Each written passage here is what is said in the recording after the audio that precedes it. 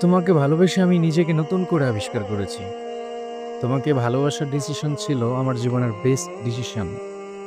তোমাকে ভালো না বাসলে জীবনে এমন অসম্ভব সুন্দর অনুভূতির স্বাদ আমি পেতাম না। আমি এমন কখনো বলবো না যে তুমি আমার জন্য রং পারসন ছিলে বা আমি তোমার জন্য ছিলাম। আমরা ছিলাম right person, but in the wrong time. ভাগ্য আমাদের সাথে ছিল না। এই পৃথিবীর নিয়ম ভেঙে আমরা একে অপরের হাত ধরতে পারিনি।